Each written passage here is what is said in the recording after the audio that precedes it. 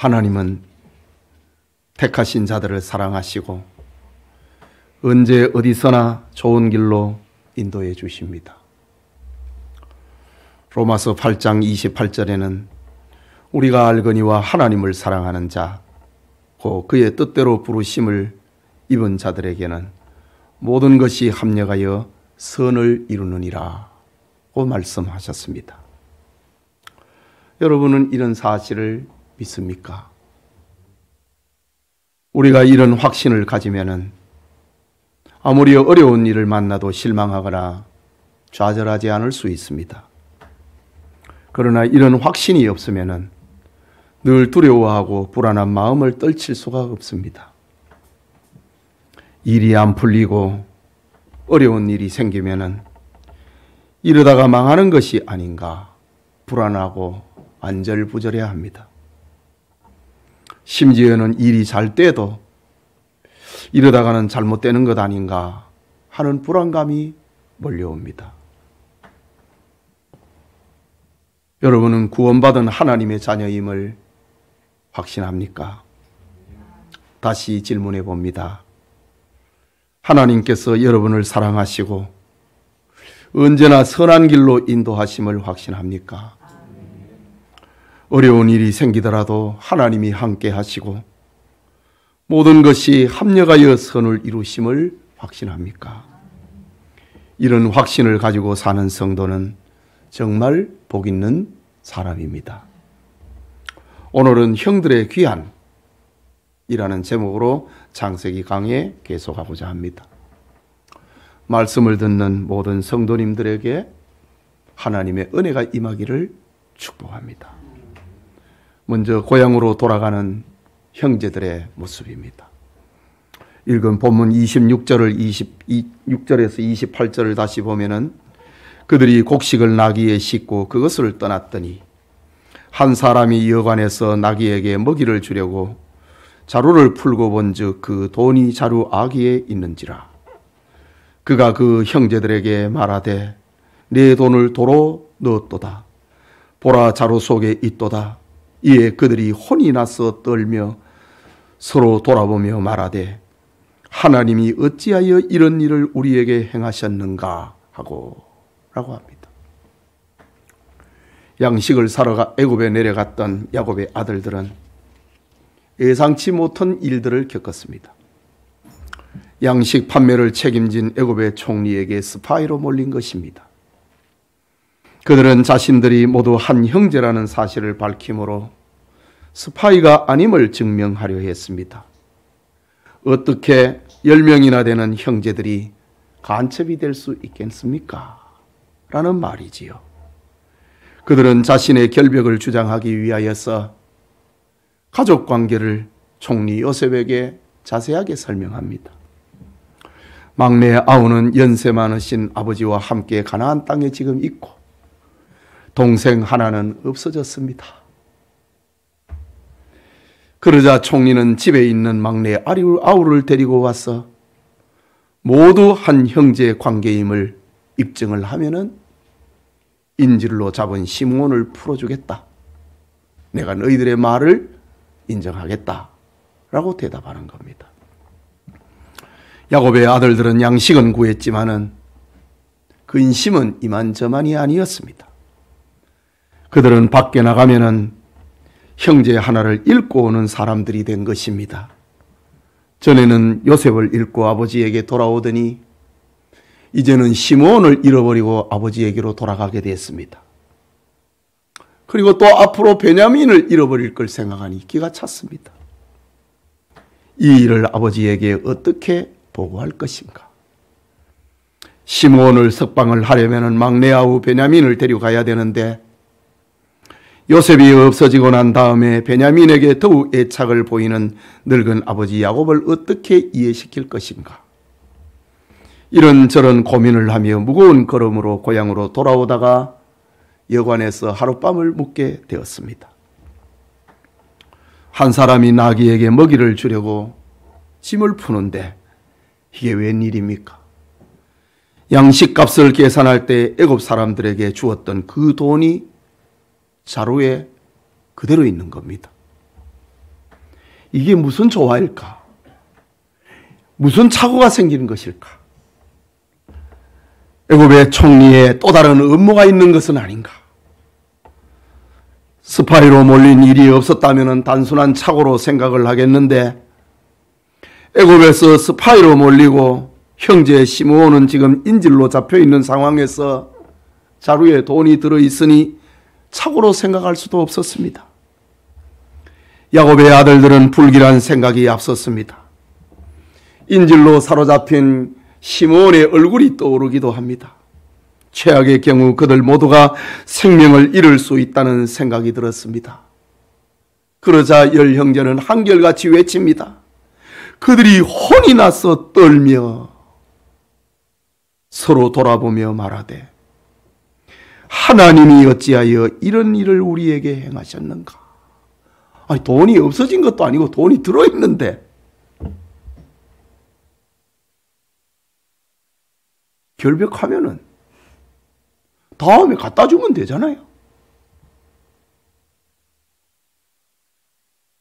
그런데 그들은 떨었다. 서로 쳐다보면서 말했다. 하나님이 어찌하여 이런 일을 우리에게 행하셨는가? 탄식을 합니다. 도저히 이해할 수 없는 일이 일어났다는 말입니다. 우리 형제 시므온은 지금 인질로 잡혔고 돈은 지금 자루에 그대로 들어있는 겁니다. 일이 꼬이고 또 꼬였다는 말입니다.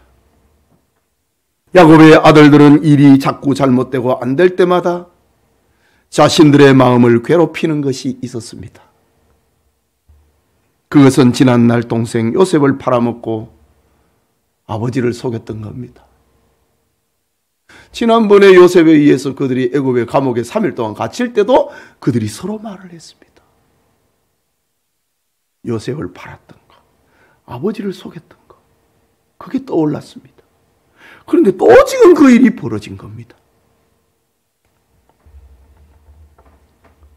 곡식값으로 지불한 돈이 어떻게 해서 자루에 들어오게 됐습니까? 그것은 총리 요셉이 사랑으로 몰래 자루 속에 넣어둔 겁니다. 창세기 42장 25절에 보면은 명하여, 요셉의 명령이지요. 곡물을 그 그릇에 채우게 하고 각 사람의 돈은 그의 자루에 도로넣게 하고 또 길 양식을 그들에게 주게 하니 그대로 행하였더라. 요셉의 사랑입니다. 물론 요셉은 형들에게 얘기 안 했지요. 요즘 표현하면 뭐 깜짝 놀라게 하려고 그랬는지 얘기를 안 했습니다. 요셉은 아버지의 형들과 요셉은 자기 형들과 그의 가족을 위하여서 곡식을 팔면서 돈을 받지 않은 겁니다. 야곱의 아들들이 양식을 사기 위하여서 두 번째 애굽에 방문했을 때에 그들은 떨면서 자루에 돈을 돌려주지요. 그러면서 자신들의 결백을 주장합니다. 창세기 43장 23절에 이렇게 말합니다. 그가 이르되 너희는 안심하라, 두려워하지 말라. 너희 하나님 너희 아버지의 하나님이 재물을 너희 자루에 넣어 너희에게 주신 것이니라. 너희 돈은 내가 이미 받았느니라. 요셉의 선행이었습니다. 돈 가져왔을 때 도로 집어넣으라 이거죠. 너희의 하나님이, 너희의 아버지가, 너희 아버지의 하나님이 그것을 너희에게 주셨느니라. 나는 이미 너 양식값을 이미 다 받았느니라. 자기의 사랑이라고 그렇게 말합니다.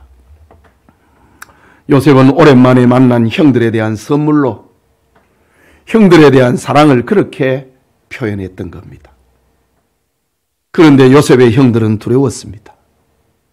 근심하고 걱정하면서 집으로 돌아갔습니다. 왜 사랑을 사랑으로 받지 못하고 선물을 선물로 받지 못한 것일까? 아니면 돌려주면 되는데, 착오가 있었던 것 같습니다. 돌려주면 되는데 왜 근심하고 그렇게 떨었는가 이거지요. 원인은 하나입니다. 자신들의 죄 때문입니다. 죄가 그들의 눈을 가리고 있었습니다. 죄가 그들의 마음을 가로막고 있었습니다. 죄 때문에 그들의 눈이 멀게 했습니다. 죄의식이 사랑을 사랑으로 느끼지 못하도록 만들었습니다. 죄의식 때문에 당당하지 못하게 만들었습니다. 자루에 돈 들어있는 거 자신들이 악의를 가지고 한 게 아닙니다. 그런데 왜 당당하지 못하냐 이거지. 죄의식 때문에 삶에 자신이 없는 겁니다. 그들은 하나님께 기도하지 않았고 하나님과 교제하는 삶도 살지 않았다는 말입니다. 그 결과 하나님께서 지금 자기들을 축복하시고 선하게 인도하고 계셨음에도 불구하고 그걸 깨닫지를 못합니다.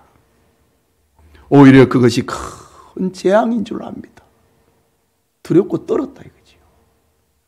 하나님이 어찌하여 우리에게 이 일을 행하시는가? 축복을 재앙으로 알았다는 말입니다. 여러분, 우리는 야곱의 아들들의 이야기를 보면서 요셉의 삶과 대비되는 형제들의 모습을 봅니다. 요셉은 형들이 당한 것하고는 비교할 수 없는 고통스럽고 두려운 일들을 수없이 겪었습니다. 물론 요셉도 불안했고 두려운 것들이 생각이 났습니다. 애굽으로 팔려갈 때는 형들에게 살려달라고 울부짖기도 했습니다. 그러나 요셉은 모든 상황 속에서 하나님의 말씀을 굳게 붙잡았습니다. 그는 하나님께서 그에게 주신 꿈을 생각하고 또 생각했습니다. 요즘 표현으로 하면은 성경을 묵상하고 기도했다는 말입니다. 그러는 중에 자신이 당한 모든 일이 하나님의 인도하심을 확신하게 됩니다. 그리고 모든 사건을 하나님의 말씀으로 해석을 할 수 있는 지혜가 생긴 것입니다. 요셉은 바로의 꿈을 해석할 뿐만 아니라 애굽에서 닥쳐올 큰 재앙에 대한 해결책까지도 제시를 했습니다. 그런 요셉에 비해서 지금 요셉의 형들은 매사에 확신이 없습니다. 작은 어려움 앞에서도 두려워하고 떨고 있습니다. 염려와 걱정에 시달리고 있습니다. 그들은 항상 당황해야 하는 모습이고 갈팡질팡하고 우왕좌왕하고 있는 모습을 보이고 있습니다. 이유가 무엇입니까? 죄 때문입니다. 죄의 문제가 해결이 되지 않으면 이런 삶을 살게 됩니다. 매사에 불안합니다. 여러분은 바른 길을 가고 있다고 확신을 합니까? 요셉의 길입니까? 그의 형들의 길을 가고 있는 겁니까? 요셉과 그의 형들이 그랬던 것처럼 모든 사람에게는 고난이 있습니다. 요셉에게도 그랬고 그의 형들에게도 그랬고 어찌하여 하나님이 우리에게 이런 일을 겪게 하시는가? 시련이지요. 의인이나 죄인이나 믿는 사람이나 믿지 않는 사람이나 똑같이 시련을 겪게 됩니다. 그러나 그것을 대하는 태도는 다릅니다. 믿음의 사람은 고난 속에서도 꿋꿋하게 자기 길을 가는데 믿음이 없으면 가면서도 갈팡질팡하고 자신이 없습니다. 오늘 여러분은 여러분에게 다가오는 사건의 의미를 올바르게 해석을 할 수 있겠습니까?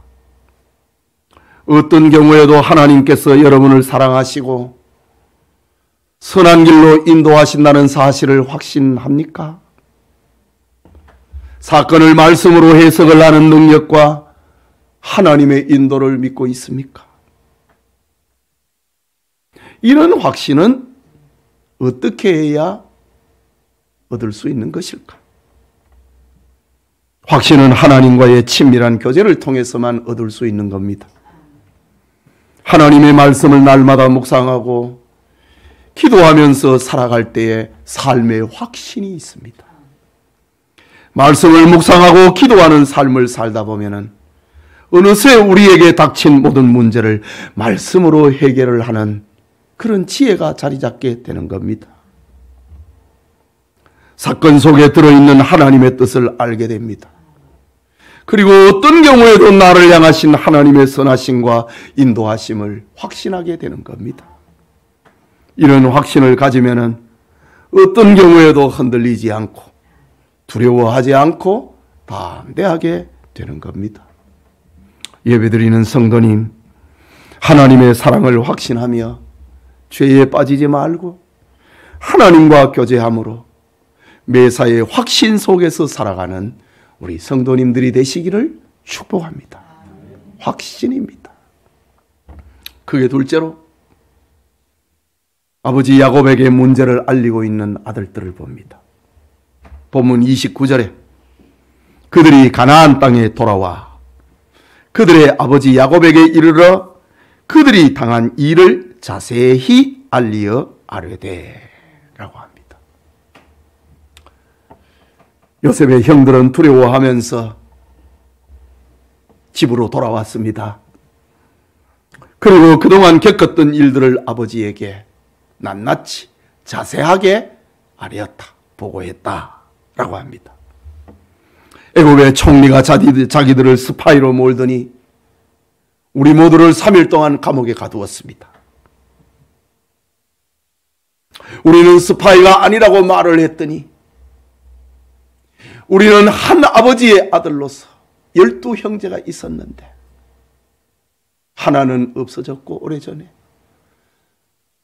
그리고 막내는 지금 아버지 곁에 가나안 땅에 살고 있고 우리 10형제가 양식을 구하기 위해서 여기에 왔습니다. 이렇게 말을 했더니 총리가 너희가 간첩이 아니라고 하면은 그 아들을 데려와 갖고 너희들의 정직을 밝히라 라고 말했습니다. 그러면서 베냐민을 막내 아우를 데려오기까지 시므온을 인질로 잡고 양식을 주었습니다. 양식을 주면서도 길양식까지 주었습니다. 풍성히 주었습니다. 가서 너희 집안의 굶주림을 구하고 다음에 올 때는 막내 아우를 데리고 와서 스파이가 아님을 확정해야 된다.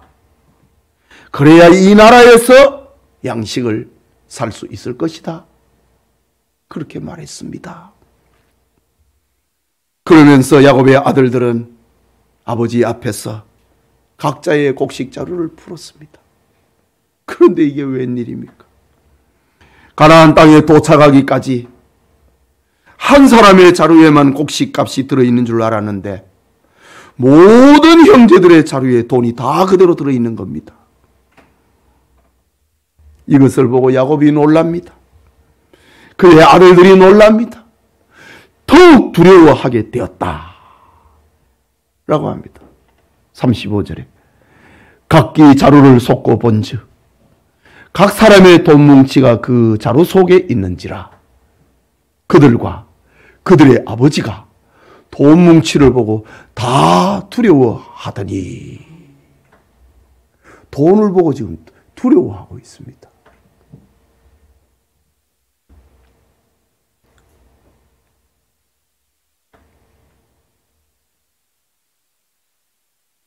그 돈을 보는 순간에 만일 너희가 내 말대로 하지 아니하면은, 베냐민을 보내지 아니하면은, 데려오지 아니하면은 너희들은 죽음을 면하지 못할 것이다 라는 경고처럼 들렸습니다. 이런 모습 앞에서 야곱은 한 맺힌 원망의 말을 쏟아냅니다. 36절에 그들의 아버지 야곱이 그들에게 이르되 너희가 나에게 내 자식들을 잃게 하도다. 요셉도 없어졌고 시므온도 없어졌거늘 베냐민을 또 빼앗아 가고자 하니 이는 다 나를 해롭게 함이라. 너희들은 도대체 뭐냐는 거지요. 시므온도 죽은 줄로 지금 야곱은 생각합니다. 이제 끝났다 이거지. 너희들이 하는 일은 다 나를 해롭게 하는 일만 하구나. 야곱이 그렇게 아들들에게 말합니다. 야곱의 한 맺힌 이 말은 그가 요셉을 잃고 난 다음에 20여 년 동안 어떻게 살았는가를 느끼게 해줍니다. 그가 가장 사랑하고 기대했던 아들을 잃은 상처를 그대로 안고 지금까지 살았습니다. 그의 마음속에는 원망과 절망이 사무쳐 있습니다. 자식들을 보니까 변변치 않은 거예요. 그래도 요셉이 최고였는데 그 요셉을 지금 23년 전에 잃어버렸습니다.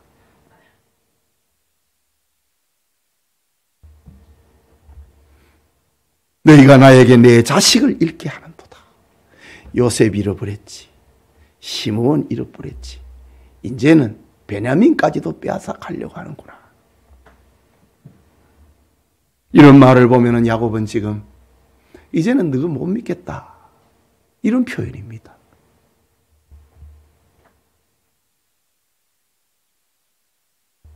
불신앙과 원망과 죄가 하나님이 택하신 족장 야곱의 집을 그동안 꽉 채우고 있었다는 걸 알게 됩니다. 요셉이 없어지고 난 다음에 원망과 불평의 죄가 집안을 꽉 짓누르고 있었다는 말이지요. 야곱의 말을 보면은 우리는 야곱에게서 신앙인의 성숙되고 견고한 모습을 찾아볼 수 없습니다. 이런 사태 앞에서 족장 야곱은 갈 길을 제시해야 되는데 지도력을 잃어버렸습니다. 원망과 불평만 하고 있습니다. 요셉을 잃어버리고 난 다음에 아버지가 그렇게 되어버렸습니다. 하나님께서는 야곱과 그의 가족을 위하여서 큰 축복을 지금 예비해 놓고 있는데 야곱과 그의 아들들은 원망과 불평 속에 있습니다. 나는 너가 못 믿겠다. 너가 하는 일은 다 나를 해롭게 하고 있다. 자식들은 하나님이 우리에게 어찌하여 이런 일을 일으키셨는가 탄식을 합니다.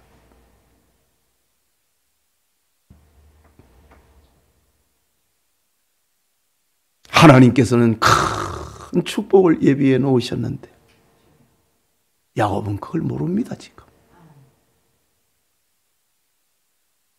요셉은 애굽에서 총리가 되어 있습니다. 기근이 심하여 이제 가나안 땅에 사는 것은 불가능해졌고 거기에서 큰 민족을 이루는 것은 하나님의 뜻이 아니었습니다. 하나님은 양식이 풍성한 애굽에 살 곳을 마련해 놓고 있습니다. 지금 일어나고 있는 모든 일들은 하나님께서 야곱과 그의 온 가족을 요셉이 총리로 있는 애굽으로 인도하시는 과정이었습니다. 그런데 그게 안 보이는 거예요. 야곱은 이 모든 것이 나를 해롭게 하는구나. 그렇게 생각하고 있습니다. 마음속에는 하나님에 대한 확실한 신앙은 없고 아들들에 대한 불신과 분노와 원망으로 가득 차 있습니다. 족장 야곱도 언제부터인가 영적인 분별력을 잃어버리고 하나님의 섭리와 인도하심에 대한 확신을 잃어버렸다는 말입니다. 타성에 사로잡힌 신자가 되었다는 말입니다. 야곱의 온 가족들은 하나님의 택하심을 받은 백성들이었지만은 하나님의 자녀다운 모습을 찾아볼 수 없었다는 말입니다. 하지만 하나님은 요셉을 통하여서 이런 야곱의 가정을 다 치유하시고 회복하기를 계획해 놓으신 겁니다. 그래서 하나님께서 요셉이 17살 때 꿈을 주신 겁니다. 요셉의 곡식단을 향하여서 11곡식단이 엎드려서 절을 한다. 별이 된 요셉을 향하여서 11별과 해와 달이 요셉을 향하여서 절을 한다.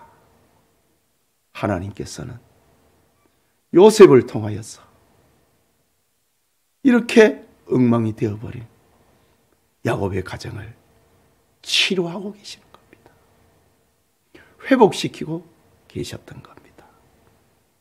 여러분, 야곱과 그의 아들들은 지금 자신들의 힘으로는 도저히 해결할 수 없는 진퇴양난에 빠졌습니다. 애굽의 총리는 자기들을 간첩으로 몰아 시므온을 감옥에 가두어 놓았고 막내 아우들을 데리고 오라고 명령했습니다. 막내 아우 베냐민을 데려가지 아니하면 그들의 말은 모두 거짓말이 되고 간첩의 누명을 벗지를 못하게 될 것입니다. 그런데 아버지 야곱은 절대로 베냐민을 내놓을 수가 없습니다. 요셉을 잃고 난 다음에 야곱은 베냐민을 자기 생명처럼 여기고 있었기 때문입니다.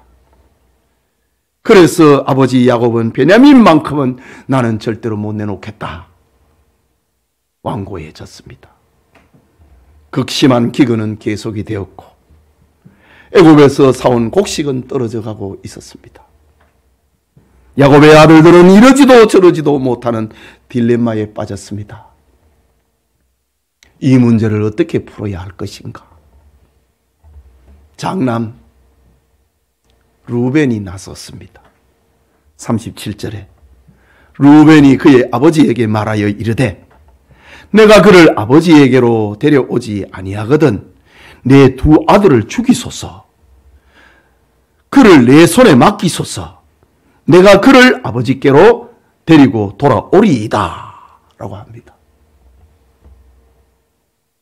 이런 루벤의 설득은 아버지의 마음을 움직이지 못했습니다.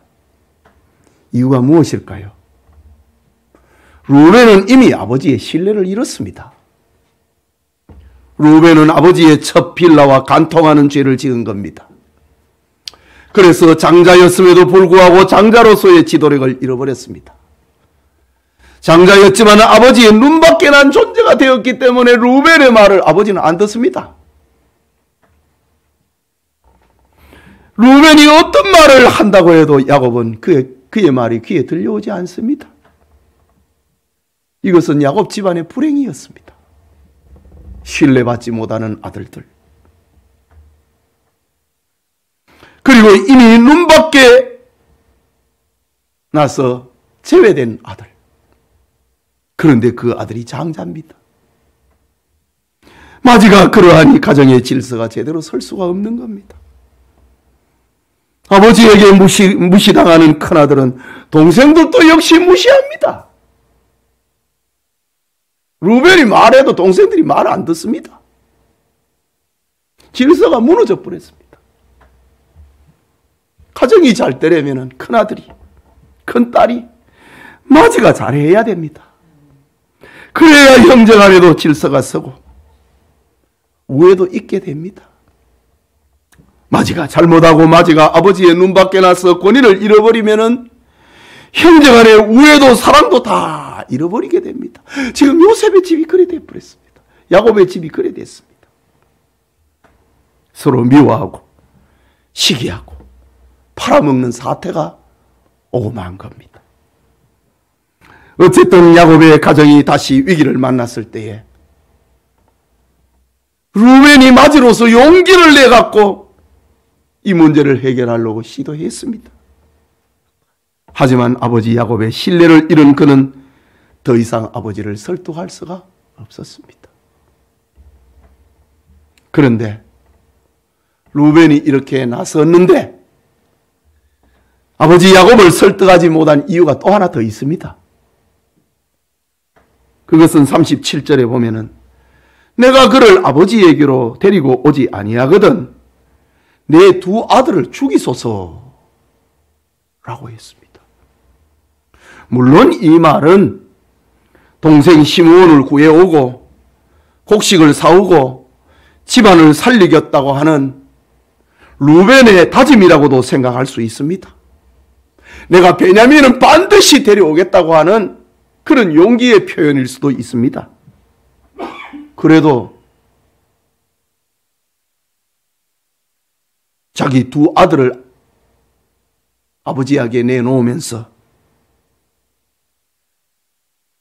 내가 베냐민 안 데려오면은 내 두 아들을 죽이십시오. 이런 표현은 잘못된 겁니다. 어떻게 시므온을 데려오지 못하고 베냐민을 데려오지 못한다고 할아버지에게 손자 2명을 죽이라고 합니까? 루벤은 의욕은 좋은데 아버지를 설득하지 못했습니다. 그냥 만용이었습니다.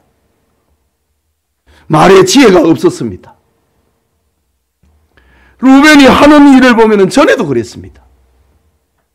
형들에게 요셉이 팔려갈 때도 루벤은 요셉을 팔려고 하지 않았습니다. 그리고 이 상황만 지나가고 난 다음에 몰래 요셉을 꺼내갖고 아버지한테 돌려보내려고 그랬습니다. 그런데 그는 이 상황을 판단을 잘못했습니다.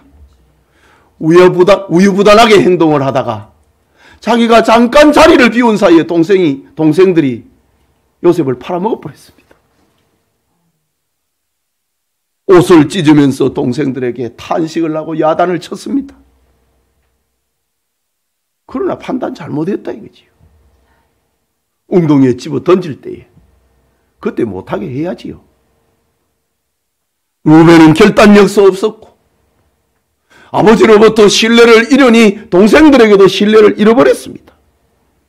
다른 사람을 설득하거나 감동시킬 만한 지혜도 가지지를 못했습니다.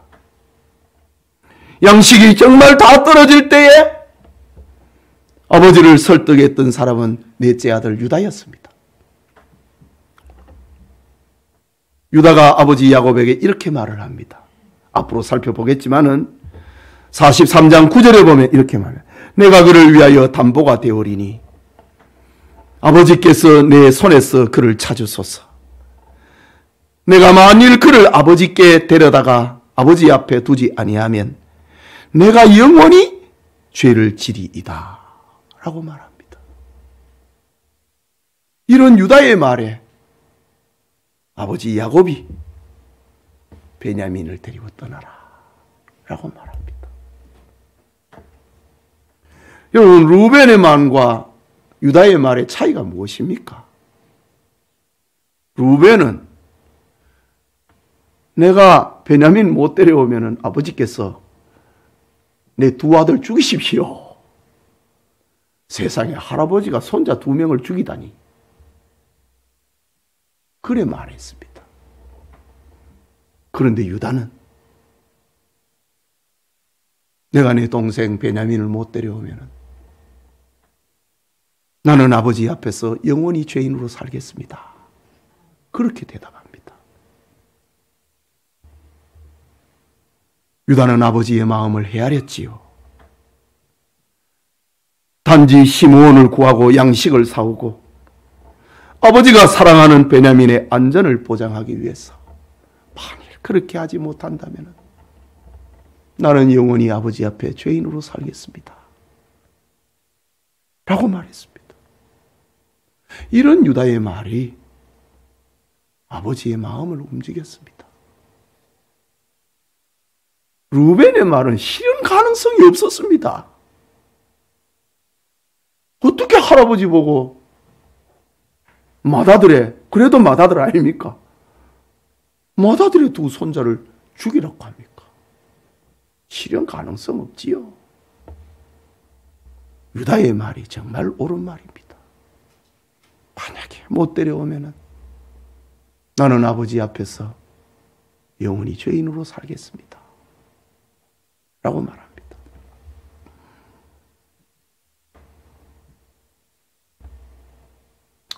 여러분이 누군가를 설득할 수 있는 사람이 되기를 원합니까?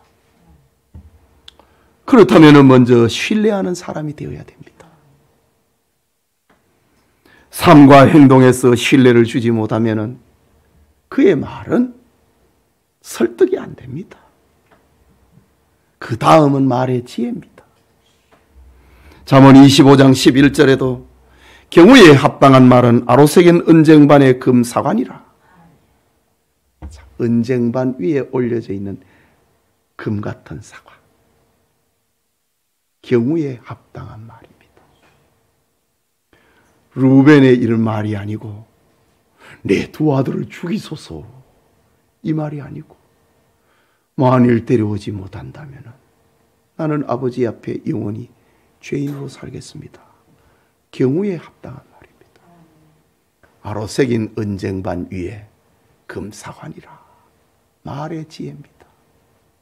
여러분 말 잘해야 됩니다. 우리 장로님이 말을 참 예쁘게 하세요. 제가 여러 번 겪습니다. 참 여러분 말을 잘해야 됩니다.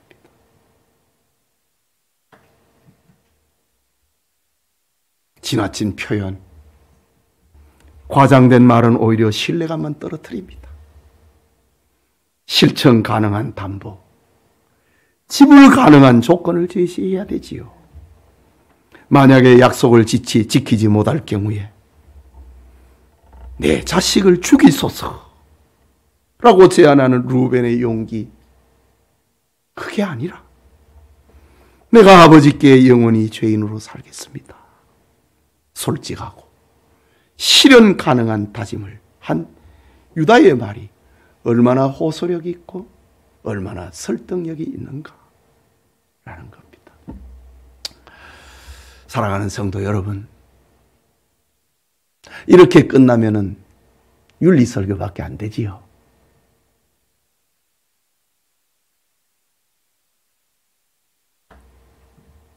오늘 성경이 이걸 통해서 우리에게 무엇을 말하고 있는가?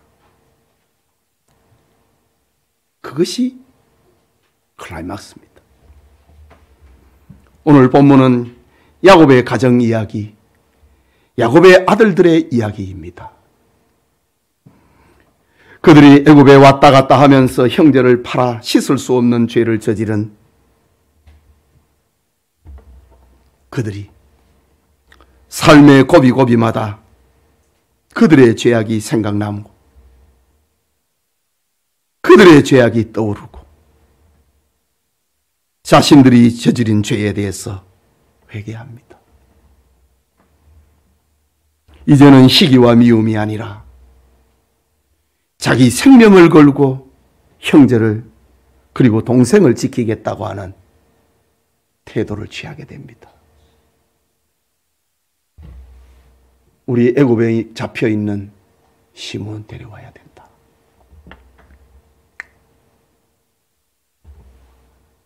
아버지가 사랑하는 베냐민 데려갔다가 반드시 데려와야 된다.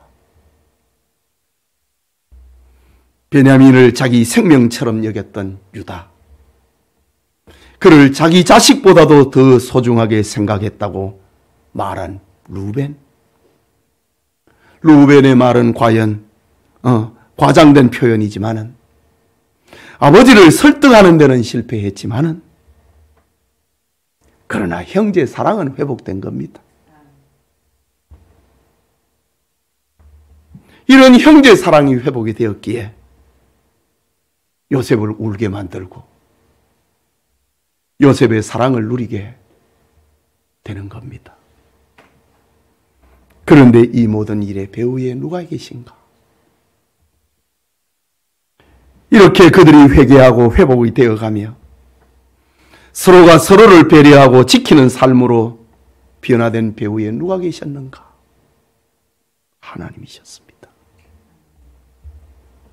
요셉의 이야기에서는 하나님이라고 하는 언어는 안 등장합니다. 아브라함에게 하나님께서 시시때때로 나타나서 애굽으로 가라, 가지 마라, 이리 가라 저리 가라 지시하고 위기 때마다 나타나서 구원해 주셨습니다. 이삭에게도 그랬고 야곱에게도 나타나서 역사했는데 야곱의 아들들의 이야기에서는 하나님은 숨어 계십니다. 말씀 안 하십니다. 이렇게 하라, 저렇게 해라, 걱정하지 마라, 총리는 누구 동생이다. 그런 말씀도 안 하셨습니다. 한 말씀도 하지 않았습니다. 그런데 되어가는 과정을 보세요. 그들은 자신도 알지 못하는 사이에 용서의 자리로, 화해의 자리로, 회복의 자리로 그들은 이끌려가고 있었습니다. 하나님이 그렇게 하신 겁니다. 오늘날 복잡하고 험한 세상을 살아가는 우리에게 가장 절실한 것은 바로 하나님께서 나를 사랑하시고 어떤 경우에도 선하게 인도하신다 라는 확신입니다. 이런 확신으로 사는 성도는 복이 있습니다. 불안해하지 않습니다. 설교 서두에 말씀드린 것처럼 우리가 알거니와 하나님을 사랑하는 자, 고 그의 뜻대로 부르심을 입은 자들에게는 모든 것이 합력하여 선을 이루느니라. 하나님께서는 이런 시련의 과정을 통해 가지고 야곱과 야곱의 아들들이 마련된, 야곱과 야곱의 아들들이 지금 마비되어 있는 그들의 양심을 지금 흔들어 깨우고 있습니다. 하나님을 믿는다고 하면서 하나님을 인식하지 못하고 있는 그들에게 고난과 역경을 통하여서, 충격을 통하여서 하나님의 살아계심과 하나님의 음성과 하나님이 삶에 개입함을 알려주고 있는 겁니다. 여러분은 어떻습니까? 이유 없는 고난 가운데 계신 분은 없습니까? 왜 내 삶은 자꾸만 힘들어지지? 왜 내 삶에는 기쁨이 없지? 내가 하는 일마다 왜 이렇게 고통스럽지? 무슨 일을 해도 왜 나는 다 이렇게 무기력하지? 그런 경우는 없습니까? 하나님을 여러분의 삶에 깊이 모시지 못했기 때문에 일어나는 일들입니다. 요셉이 아니라 요셉의 형들에게서 일어난 일들입니다. 왜 우리 삶은 이래 불안하지? 왜 이렇게 근심과 걱정은 끝이 없지? 요셉의 형들에게 지금 일어난 일들입니다. 하나님은 여러분의 음성 듣기를 원하십니다. 여러분의 기도 소리를 듣기를 원하십니다. 하나님이 여러분의 삶에 깊이 개입되어 있다는 것을 여러분이 알기를 원하십니다. 그 하나님을 인식하기를 원하십니다. 요셉처럼, 요셉의 형들이 아니라 요셉처럼 하나님과 교제함으로 하나님의 임재를 경험을 하고 오늘도 내일도 이번 주간도 하나님의 인도를 확신을 하면서 승리하는 삶을 사는, 확신 속에서 사는 우리 성도님들 다 되시기를 주님의 이름으로 축복합니다. 우리 같이 기도합시다.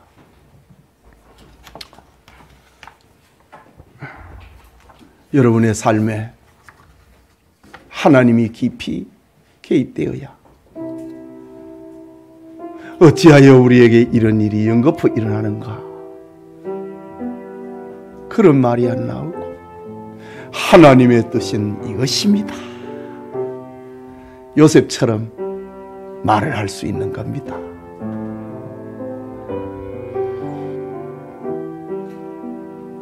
하나님의 말씀을 읽으며 하나님 앞에 기도하는 삶을 사는 것, 그것은 우리의 삶 속에 확신을 줍니다. 담대함을 줍니다. 무슨 일이 일어나도 초연해집니다. 하나님이 내 삶에 계시다 이거지. 이것이 그리스도인의 삶입니다. 여러분, 이번 한 주간에도 두려움에서 불안에서 벗어나는 길은 하나님을 여러분의 삶 속에 깊이 모시는 겁니다. 여러분, 그런 삶을 우리가 사는 것이 크리스찬입니다. 요셉은 지금 그렇게 살았잖아요.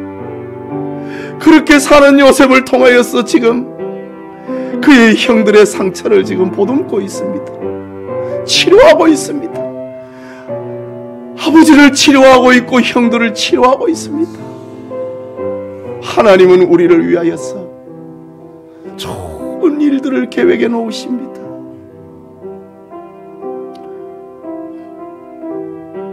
우리의 삶에 하나님과 교제하지 아니하면 그걸 할 수가 없는 거예요.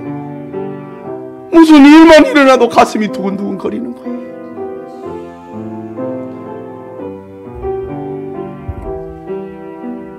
우리의 삶에 하나님이 깊숙이 개입하기 위해서 기도하고 하나님의 말씀을 가까이 하는 그런 삶을 살기 위해서 우리 같이 기도합시다. 자비하신 하나님 아버지, 은혜를 감사합니다. 주일 오후 한적한 시간에 윤리 이야기와 같은 요셉의 형들의 이야기이지만은 하나님의 숨결과 하나님의 인도를 우리가 생각하게 되니 하나님 감사합니다. 야곱과 그 아들들에게서 일어나는 모든 일들은 지금 총리가 되어 있는 요셉에게로 데려가기 위함이었고, 아직도 계속되는 흉년 속에서 환난을 피하여서 애굽에 데려가기 위함이었습니다. 가나안 땅이 아니라 애굽이라고 하는 기름진